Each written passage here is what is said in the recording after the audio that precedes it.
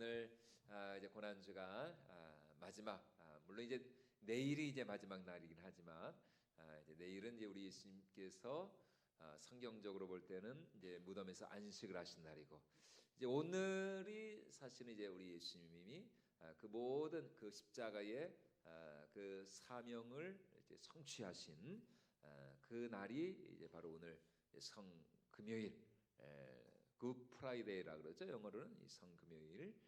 그래서 오늘 이제 우리가 정말 이 고난 주간 이제 마지막으로 이제 금요 성령 기도에 우리가 모였는데요. 우리가 정말 이 고난 주간을 지나면서 우리가 그리스도의 그 십자가 고난, 야 정말 우리가 이렇게 한 주간 정말 새벽을 깨우며 이렇게 나오는 것도 이렇게 쉬운 일이 아닌데, 야 정말 이런 걸 생각하면 우리 주님은 얼마나 정말 한 인간이 정말 감당할 수 있는 그 극한의 그런 고통과 고난과 그 모든 그 멸시와 모욕을 우리 예수님 끝까지 정말 우리 예수님은 참고 또 견디시고 또 침묵하시고 절대로 어떤 그런 사단의 유혹이나 시험에 넘어가지 않으시고 시험을 받으시되 그분은 죄를 짓지 범죄하지 아니하셨고 욕을 당하시되 맞대어 욕하지 아니하시고 오히려 자신에게 주어진 그 사명의 십자가를 묵묵히 끝까지 감당하셔서 마지막 순간에 십자가 위에서 이제 다 이루었다 이렇게 말씀하시지 않았습니까? 그래서 우리가 오늘까지 이렇게 마지막으로 이렇게 다시 한번 우리 함께 모여서 우리가 말씀으로 은혜 나누고 우리가 기도하기를 원하고요. 이제 내일 여러분들 정말 잘 쉬시고 한 주 동안 얼마나 고생하셨습니까, 여러분들? 내일 하루는 잘 쉬시고 부활주일 이제 부활주일 여러분 우리가 주님과 함께 부활해야 되지 않겠습니까? 부활주일 여러분 새벽 예배가 있습니다. 부활주일 새벽 예배가 있다는 거 여러분 꼭 기억하시고 또 우리 주위에 우리 구역 식구들 구역원들에게 또 잘 전파해 주셔가지고 주일날 5시 반에 부활주일 감사 예배를 드립니다. 그래서 여러분들 부활주일을 있다는 거 꼭 기억하시고 여러분들 내일 하루는 잘 쉬시고 그래도 나는 끝까지 그래도 사명을 감당해야 되겠다 이런 분들은 내일 5시에 뭐가 있습니까? 전도가 있습니다. 그래서 내일 또 5시 계란 달걀 전도 있는데 여러분들 꼭 나오셔서 함께 우리가 또 부활의 주님을 증거하고 그래서 우리가 주일날 그 새벽부터 우리가 부활의 그런 아침 부활의 영광을 맞이할 수 있는 저와 여러분들이 모든 성도님 될 수 있기를 주님의 이름으로 축원을 드립니다. 자, 우리 예수님은 유대인의 가장 큰 절기인 이 유월절 기간에 하나님의 그 어린 양으로 이 땅에 오셔서 십자가에 못 박혀 죽으셨습니다. 우리가 잘 아는 것처럼 유월절은 이스라엘 백성들이 애굽에서 해방되고 구원을 얻은 날을 기념하는 유대 민족의 가장 큰 절기가 바로 이 유월절 절기였습니다. 뭐 우리의 광복절과 같은 날이다 이렇게 볼 수가 있는 것이죠. 자, 우리 31절 말씀 우리 다시 한번 같이 읽어보도록 하겠습니다. 이날은 준비일이라. 유대인들은 그 안식일이 큰 날이므로 그 안식일에 시체들을 십자가에 두지 아니하려 하여 빌라도에게 그들의 다리를 꺾어 시체를 치워달라 하니. 자, 다시 말해 예수님이 못 박히신 날이 유월절 주간의 그 안식일 전날이었습니다. 이 안식일 우리식으로 하면 토요일이잖아요. 그러니까 예수님이 금요일날 십자가에 못 박혀 죽으셨으니까 안식일 전날 금요일에 예수님이 십자가에 못 박혀 운명하신 것이죠. 그래서 이 금요일은 안식일을 준비하는 그런 예비일이었습니다. 그리고 유대인들에게 있어서는 그 다음 날 6월절 안식일이 아주 큰 명절 절기였기 때문에 대제사장들과 바리새인들은 이 특별한 6월절 안식일에 시체들이 나무에 달려 있는 일이 영 깨름칙하고 못마땅하였습니다. 자, 그래서 이제 빌라도에게 가서 시체를 치워달라 이렇게 요구를 하게 되는데 그 이유가 바로 이제 신명기 21장에 있는 하나님의 율법 때문이었죠. 우리 신명기 21장 22절과 23절 말씀 우리 같이 한번 읽어보도록 하겠습니다. 사람이 만일 죽을 죄를 범함으로 내가 그를 죽여 나무 위에 달거든 그 시체를 나무 위에 밤새도록 두지 말고 그날에 장사하여 내 하나님 여호와께서 내게 주시는 나무에 달린 자는 하나님께 저주를 받았습니다. 예, 나무에 달린 자는 하나님께 무엇을 받았다고요? 저주를 받았다. 예, 이 말씀 때문이었습니다. 이제 하나님께 이제 저주받은 자들이 이제 나무에 달려 땅이 더럽혀지는 것을 볼 수가 없었던 것이죠. 그래서 이 대제사장들과 서기관들이 바리새인들이 총독 빌라도 앞에 나와서 무엇을 요구하고 있느냐? 그들의 다리를 꺾어서 시체를 치워달라. 이제 예전에도 말씀드렸지만 십자가형에 달린 죄수들은 그 다리에 발목의 힘을 이용하여서 간신히 이제 숨을 쉴 수밖에 없습니다. 그러니까 다리가 꺾여지면 무릎이 꺾여지면은 더 이상 몸을 이렇게 들어서 숨을 쉴 수가 없는 거예요. 그러면 이제 얼마 가지 못해서 이제 죽는 것이죠. 자, 그래서 그들의 다리를 꺾어서 시체를 치워달라 이렇게 요구를 하게 됩니다. 이게 당시 로마인들은 이 십자가에 달린 시신들을 그냥 나무에 매달았다 그럽니다. 죽어 썩어갈 때까지 그냥 그 오랜 시간을 그냥 나무 위에. 그래서 니들도 까불면은 저렇게 된다 그런 어떤 본보기 그런 형식으로 그 피지배 민족들에게 이 반란을 도모하고 이렇게 반란을 꿈꾸는 자들의 어떤 그런 본보기로서 이 십자가형의 죄수들을 그냥 방치해 두었다는 거예요. 그러다가 황제의 생일 같은 그런 특별한 날에는 이 시신들을 일찍 치워버리기 위해서 죄수의 다리나 무릎을 이 쇠망치 같은 것으로 내리쳐 부서뜨려서 칠식사하게 했다는 것입니다. 자, 그런데 이번 안식일이 유대인들에게 있어서는 아주 특별한 유월절 안식일이었기 때문에 대제사장들도 이 유대인들도 역시 이제 나무 위에 그렇게 죄수들이 달려 있는 것이 영 못마땅했던 것이죠. 그래서 이제 빌라도에게 요구를 하였고 빌라도가 그들의 요청을 받아들입니다. 우리 32절 말씀을 같이 한번 읽어보도록 하겠습니다. 군인들이 가서 예수와 함께 못 박힌 첫째 사람과 또 다른 사람의 다리를 꺾고 먼저 예수님의 그 좌편과 우편에 달려 있는 그 죄수들 이제 그들은 아직까지 그때까지 살아 있었으니까 그들의 다리를 꺾어서 그들의 이제 시신을 이제 치우려 합니다. 하지만 예수님에게 이르렀을 때 예수님은 이미 어떻게 되신 상태였습니까? 이미 운명하신 상태였습니다. 보통 사람에 비해서 보통 그 십자가에 달린 죄수들에 비해서 우리 예수님은 6시간 만에 운명하신 그러니까 굉장히 빨리 운명하신 겁니다. 여러분 그럴 수밖에 없죠. 이미 십자가에 못 박히시기 그 전날 밤부터 이미 그 전부터 우리 예수님은 모든 그 정말 그 몸에 그 진액을 다 쏟으실 만큼 그렇게 녹초가 되어버리셨기 때문입니다. 겟세마네 동산에서부터 땀방울이 핏방울이 될 정도로 간절히 기도하지 않았습니까? 또 로마 군병들에게 잡혀서 그 겟세마네 동산에서 대제사장과 빌라도 앞에서 계속해서 이렇게 왔다 갔다 하지 않습니까? 대제사장 그 뜰로 처음에 잡혀가셨다가 총독 빌라도에게 가죠. 또 총독 빌라도가 이건 우리 소관 아닌데 갈릴리 나사렛 사람이면은 저 헤롯 저 수하 아닌가? 그래서 그때 마침 예루살렘에 와 있는 그 이제 헤롯 왕에게 또 예수님을 이제 보내고 계속 그렇게 그냥 왔다 갔다 이제 묶여가지고 말이죠. 그럼 얼마나 참 우리 예수님이 극도의 그런 어떤 정신적인 스트레스를 받으셔야 했겠습니까? 또 유죄의 판결을 받으신 후에는 로마 군병들로부터 그 끔찍한 채찍질을 당하시고 온갖 조롱과 멸시를 받으시고 그 무거운 십자가를 짊어지고 골고다 언덕으로 오르셔야만 했던 것입니다. 이미 예수님의 몸은 인간의 그 육신의 한계를 훨씬 뛰어넘는 완전히 그 온 몸이 참 녹초가 되고 탈진하여서 연약해질 대로 연약해진 몸이었습니다. 그런 몸으로 십자가에 달리셨기 때문에 예수님은 다른 일반 죄수들에 비해서 일찍 운명을 하실 수밖에 없었던 것이죠.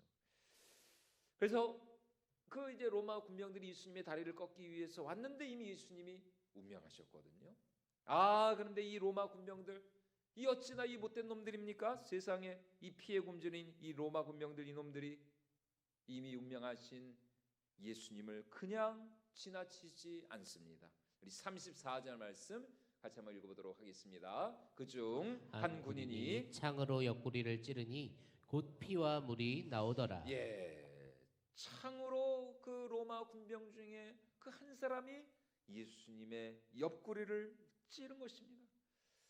우리가 영화 같은 데서나 이런 데 보면은 그 당시 그리스 로마 시대 이 로마 군사들, 로마 군병들 얼마나 참 진짜 잔인한 사람들입니까? 지금 우리 식으로 얘기하면은 그 당시 로마 군인들은 전문 킬러들입니다. 킬러들. 사람 죽이는 데는 아주 그냥 도 같은 사람들. 사람 죽이는 걸 아주 대수롭지 않게 여기는. 어떻게 해야 사람이 죽는지를 아주 정확하게 아는 사람들이 바로 이 로마 군사들이었습니다. 그런 로마 군병 중에 하나가 십자가에 달리신 우리 예수님의 옆구리를 그 기다란 창으로 찌른 것이죠. 어떻게 찔렀겠습니까? 여러분 한번 생각을 해보십시오. 예수님은 지금 저 십자가 위에 높이 달려 계시지 않습니까? 로마 군병은 지금 땅에 있잖아요. 그러니까 밑에서 위로 이렇게 예수님의 그 옆구리를 창으로 그냥 이렇게 찌른 것이죠. 밑에서부터 위로 정확하게 예수님의 그 옆구리를 관통하여서 그대로 예수님의 그 심장을 찌른 것입니다. 거기서 무엇이 나왔다고요? 옆구리를 찌르니 무엇이 나오더라? 피와 물이 나오더라. 피와 물이 나오. 참 요한은 너무 담담하게 이렇게 기록을 하고 있습니다.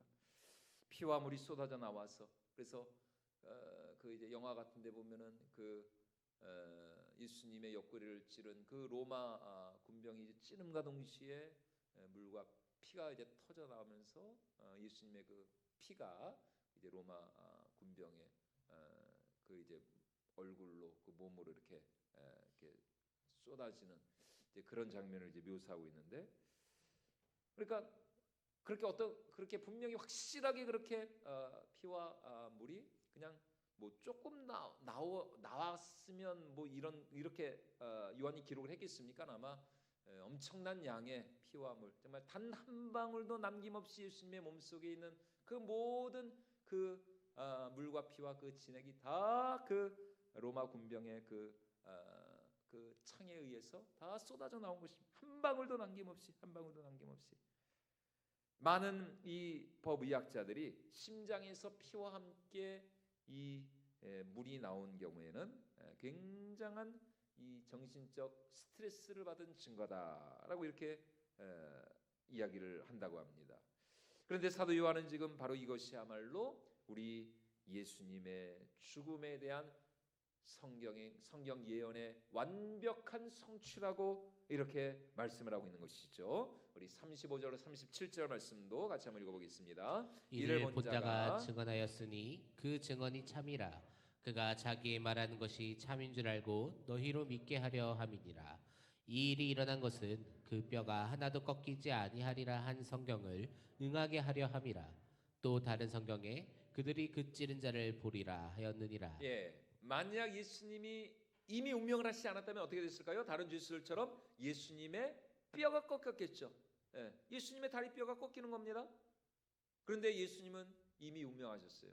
그래서 다리 뼈가 꺾이지 않으셨습니다. 대신 그분의 그 물과 피가 다 쏟아지게 된 것이죠. 뼈가 꺾이지 않으셨어요. 그래서 지금 요한이 하는 말이 뭡니까? 그 예수님의 그 십자가 죽음에 대한 그 구약 성경의 모든 예언이 성취가 되었는데 그 중 하나가 바로 예수 그리스도의 뼈가 꺾이지 않은 것이다. 그 뼈가 하나도 꺾이지 아니리라 한 그 성경의 예언이 성취되었다.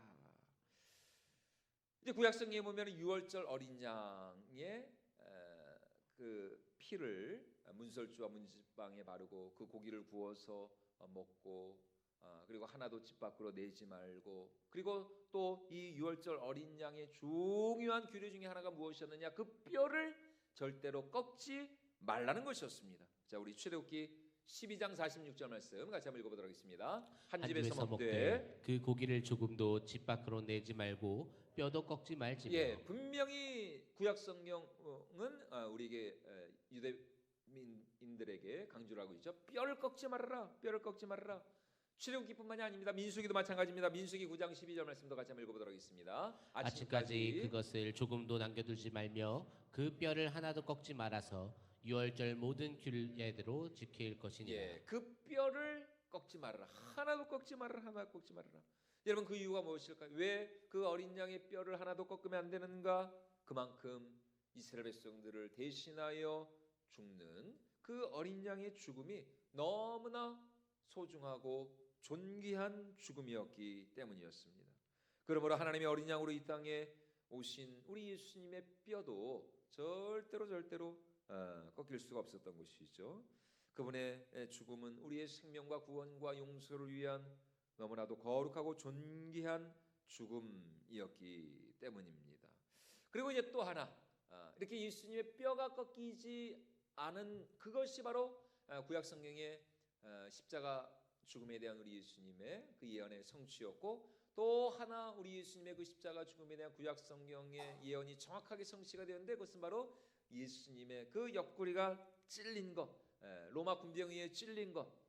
로마 군병은 단지 예수님이 이미 운명하셨기 때문에 그 뼈를 다리를 꺾을 필요가 없어서 마지막으로 이제 확인 사살을 하기 위해서 자기 손에 들린 그 창을 가지고 예수님의 옆구리를 찔렀지만, 사실은 그것이 구약 성경에 우리 예수 그리스도의 그 죽으심에 대한 그 구약 성경의 예언을 성취하기 위함이었다라고 오늘 사도 요한이 우리에게 말씀을 하고 있는 것입니다. 그 예언이 어디에 있느냐? 바로 스가랴 12장 말씀에 있습니다. 우리 스가랴 12장 10절 말씀 같이 한번 읽어보도록 하겠습니다. 내가 다윗의 집과 예루살렘 주민에게 은총과 간구하는 심령을 부어주리니 그들이 그 찌른 바 그를 바라보고 그를 위하여 애통하기를 독자를 위하여 애통하듯 하며 그를 위하여 통곡하기를 장자를 위하여 통곡하듯 하리로다. 예, 그들이 그 누구를 본다고요? 그 찌른 바 그를 바라보고. 여러분, 이것이 바로 그 예수님이 옆구리가 창에 찔릴 것이라는 바로 그 예언이었습니다. 그 찌른 바 그가 누굽니까? 바로 예수님이신 것입니다. 예수님. 그를 바라보고 그를 위하여 애통하고 통곡하리라. 아, 예수님이 나의 죄 때문에 죽으셨구나. 아무런 흠도 티도 정말 죄도 없으신 그 하나님의 어린 양 같은 우리 예수님께서 나 때문에 나 같은 것을 위하여서 정말 내가 십자가에 달려야 되는데, 내가 십자가에 죽어야 되는데, 내가 그렇게 모든 하나님의 그 심판과 진노와 저주를 받아서 내가 죽어야 되는데, 그 죄 없으신 예수님이 나로 인해서 나 때문에 죽었구나. 참, 우리가 그 예수님의 그 십자가를 바라볼 때 우리가 어찌 눈물을 흘리지 않을 수 있고, 우리가 어찌 통곡하지 않을 수 있고, 우리가 어찌 애통하지 않을 수가 있냐는 것입니다. 그들이 그 찌른 바 그를 바라보고 애통하고 통곡하기를 통곡한다. 여러분, 이처럼 우리 예수님의 죽음은 우연한 죽음이 아니었습니다. 뭐 대제사장들 때문에, 뭐 가룟 유다 때문에, 물론 그들은 다 예수님의 그 구속 사역의 성취를 위한 그런 어떤 부정적인 의미의 그런 정말 악인들로서 그렇게 쓰임을 받은 것이지만, 여러분, 우리 예수님의 죽음은 절대로 가룟 유다 때문에 죽은 것도 아니고, 대제사장들과 그 서기관 바리새인들의 그런 계략과 모략 때문에 죽으신 것이 아니었습니다. 그의 죽음은 바로 누구를 위한 죽음이었느냐? 우리를 위한 죽음이었고, 나를 위한 죽음이었고, 나의 모든 허물과 죄악을 그의 물과 피로, 그의 모든 그 거룩한 보혈로 성령이 깨끗게 그 씻기기 위하여서 우리 예수님이 우리를 위하여 죽으셨다는 것입니다. 예수님의 죽음은 우리를 위한 죽음이었고, 하나님의 뜻을 성취하고 하나님의 말씀을 이루기 위한 거룩한 대속의 죽음이었다는 것입니다. 그 죽음이 오늘 우리를 살리고 또 하나님과 우리 사이의 모든 이 막혀진 죄악의 담벼락을 허물고 우리 모두를 하나님의 거룩하고 사랑받는 존귀한 자녀로 삼아주신 줄로 믿습니다. 여러분, 그러므로 오늘 우리의 삶은 어떠한 삶이 되어야 하는가? 그것은 우리 예수님처럼 나의 삶을 통해서 하나님의 뜻이 이루어지고 하나님의 말씀이 이루어지는 그런 삶을 우리가 소망하고 사모해야 한다는 것입니다. 그러한 우리의 온전한 순종과 헌신을 통해서 이 땅 가운데 우리 예수님과 같은 그런 놀라운 생명과 구원과 부활의 역사가 이루어지게 될 줄로 믿습니다. 예수님의 희생이 아니었다면, 그분의 헌신이 아니었다면, 그분의 죽음이 아니었다면 여러분 어찌 이 세상 수천 수만 수억의 그 수많은 그 택한 자들이 어찌 용서를 받을 수 있고 어찌 구원에 이르고 어찌 정말 하나님께서 그 예비하신 풍성한 그 은혜와 생명과 축복을 누릴 수가 있느냐는 말입니다. 여러분, 우리도 마찬가지입니다. 우리가 희생하지 않고 우리가 헌신하지 않고 내가 손해보지 않으면 여러분 절대로 하나님의 은혜와 구원과 복음의 역사는 이루어지지 않는다는 거예요. 여러분, 누가 손해보고 싶습니까? 누가 희생하고 싶어요? 다 여러분, 우리의 그 뭡니까? 우리의 인간적인 본성, 우리의 육적인 본성은 손해보기 싫고 절대로 내가 희생하기 싫고 내가 편하면 편했지. 예? 여러분, 내게 안 아까운 사람이 세상에 어디 있습니까? 그런데 여러분, 그게 아니라는 것이죠. 정말 우리 예수님과 같이 물과 피를 다 쏟기까지 한 방울도 남김없이 우리 예수님 그 물과 피를 다 그 거룩한 성자께서 다 쏟으셨기 때문에 여러분, 오늘 우리가 이렇게 하나님의 거룩한 택함 받은 자녀로 여러분 우리가 구원에 이른 것 아닙니까? 여러분, 우리가 이 마지막 날 정말 우리가 이 고난주간 예수님의 십자가를 우리가 다시 한번 깊이 묵상하고 바라보면서 정말 나는 얼마나 정말 주님을 위해서 희생하고 있는가? 나는 얼마나 교회를 위해서 또 내 이웃을 위해서, 내 가정을 위해서, 내 주위에 있는 사람들을 위해서 나는 얼마나 정말 피는 고사하고 나는 물 한 방울이라도, 나는 정말 이렇게 물 한 컵이라도 여러분, 이 물 한 컵이라도 여러분 이게 대단한 겁니다. 물 한 컵이 이게 소자를 위해서 주의 이름으로 이 물 한 그릇 대접하는 거, 여러분 이것도 참 하나님이 나중에 다 갚아주신다고 그랬습니다. 나는 과연 이 물 한 컵이라도 나는 정말 난 정말 대접하려는 마음이 있는가? 여러분, 특별히 지금 이 사도 요한이 예수님의 죽음을 여러분 한번 요한복음 특별히 보십시오. 물론 이제 마태나 마가나 누가복음도 그렇지만 특별히 요한복음은 예수님의 그 그리스도의 그 십자가 사건을 굉장히 뭐랄까요? 굉장히 하여튼 담담하면서도 또 너무나 정확하게, 너무나 실감나게 그냥 있는 그대로 상세히 기록을 하고 있습니다. 특별히 그 예수님의 그 십자가에 그분이 그 몸으로 당하신 그 고난과 고통을 상세히 기록하고 있는데, 그것은 바로 이 요한복음의 그 특징 때문입니다. 이 요한복음, 특별히 이제 복음서 중에서 가장 맨 마지막에 기록된 복음서가 이 요한복음서인데, 그 당시에, 그러니까 한 예수님이 이제 승천하시고 한 100년 정도 후에 그 당시에 그 이제 지중해 그 로마 그 고대 근동에 이 영지주의자들, 이 영지주의자들이, 이 이단들이 아주 이 초대교회 속으로 깊숙이 파고 들어와 가지고 몸은 중요한 것이 아니다. 몸은 이거는 너무나도 이거는 하찮은 것이고, 몸은 그냥 아무렇게나 막 살아도 되고, 정말 중요한 것은 영혼이다. 영혼. 예수님도 우리의 영혼을 구원하러 온 것이지 우리의 몸까지 구원하러 온 것은 아니다.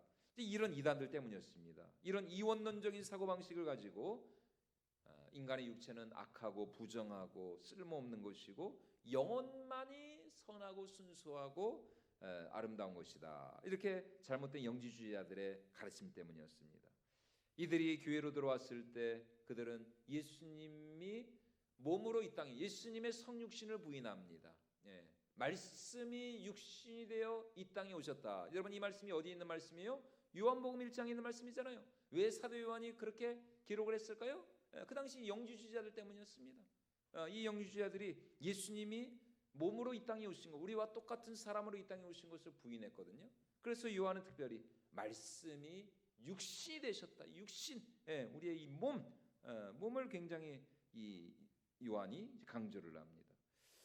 그래서 이 영지주의자들은 예수님의 성육신을 부인했을 뿐만 아니라 당연히 예수님의 성육신을 이들은 부인하니까 예수님이 그 몸으로 십자가에 달려 죽으신 것도 역시 그들은 부인하였던 것입니다.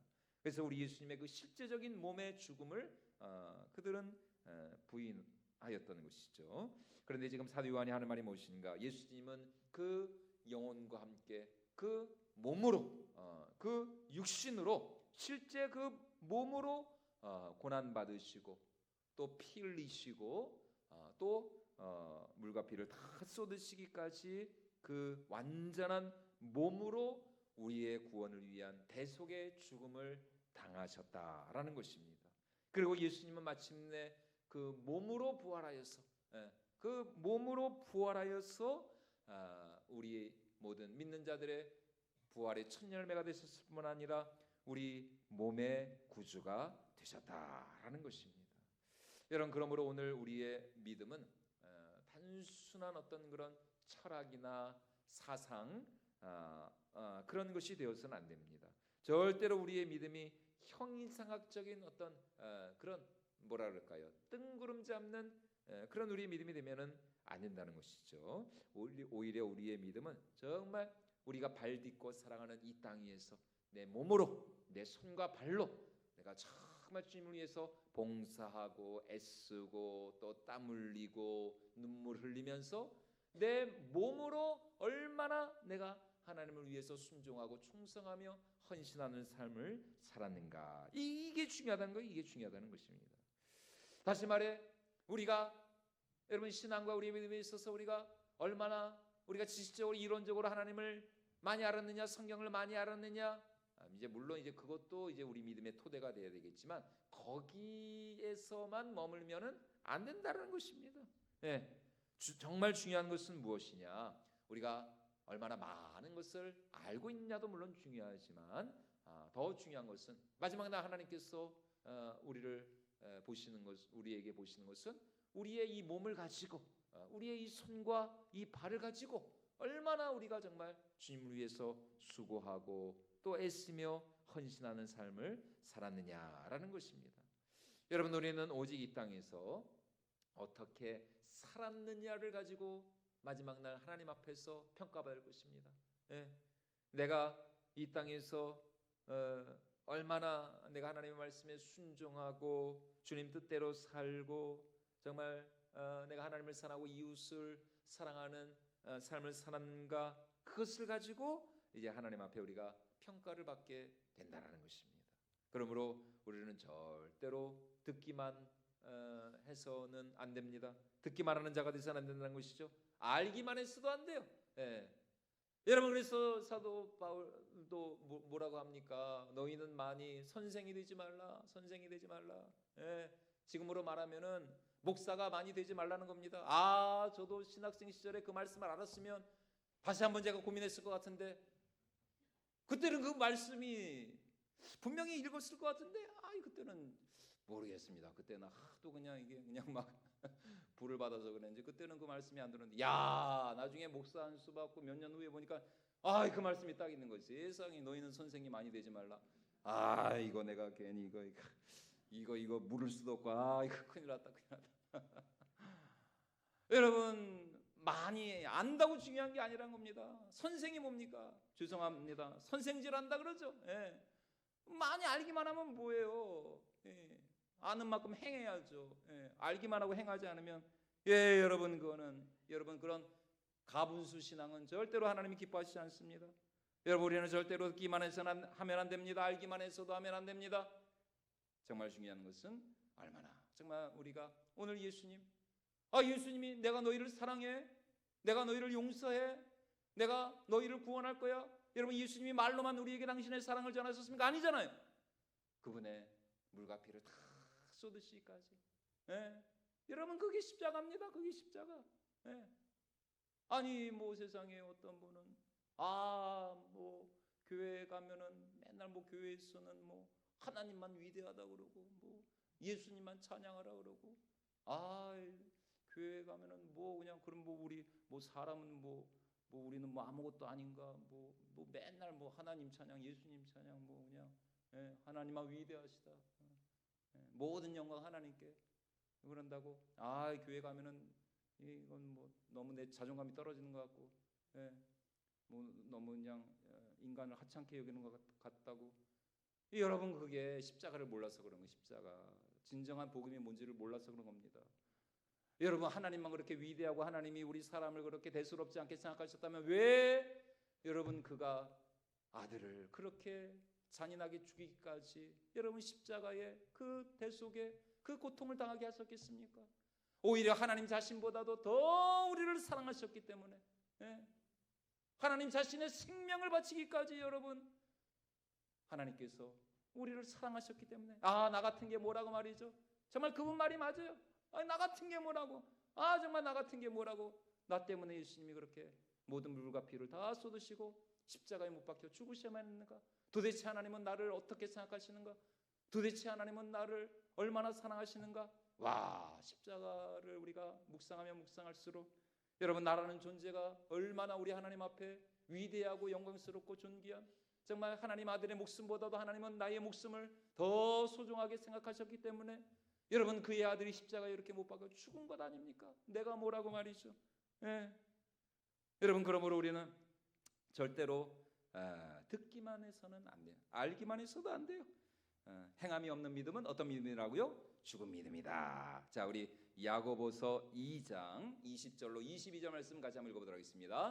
허탄한 사람아 행함이 없는 믿음이 헛된 것인 줄 알고자 하느냐. 우리 조상 아브라함이 그 아들 이삭을 제단에 바칠 때에 행함으로 의롭다 하심을 받은 것이 아니냐.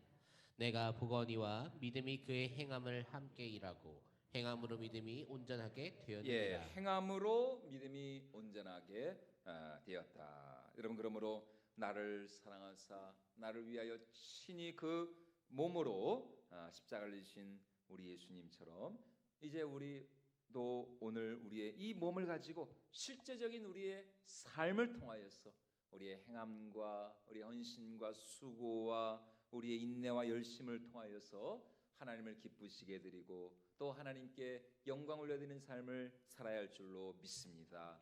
여러분 그것이 바로 십자가의 길이고 그것이 바로 십자가의 사랑이고 그것이 바로 십자가의 축복이라는 것입니다. 날마다 우리의 이 몸을 가지고 정말 하나님을 기쁘시게 드리는 삶, 그것이 오늘 예수께서 우리를 위하여 십자가를 지신 이유다라는 것입니다. 그러므로 오늘 우리도 정말 우리 몸의 모든 이 육체의 소욕과 우리의 모든 이 정욕과 탐심을 날마다 십자가에 못 박고 힘들고 어려워도 우리의 몸으로 또 우리의 삶을 통하여서 끝까지 하나님 말씀에 순종하고 하나님의 뜻을 이루어드리는 저와 여러분들이 모두가 될 수 있기를 주님의 이름으로 축원을 드립니다. 여러분 바로 그때에 정말 마지막 날 하나님께서 우리를 칭찬하시고 우리를 축복하시고 또 우리도 우리 예수님과 같이 우리 몸의 부활의 그 영광의 그날에 이르게 될 줄로 믿습니다. 이런 믿음을 가지고 우리가 이 남은 고난주간까지 우리가 정말 기도하고 또 승리하여서 돌아오는 부활주의 우리 모두에게 부활의 영광과 기쁨이 넘쳐날 수 있기를 주님의 이름으로 축원을 드립니다. 자, 우리 찬양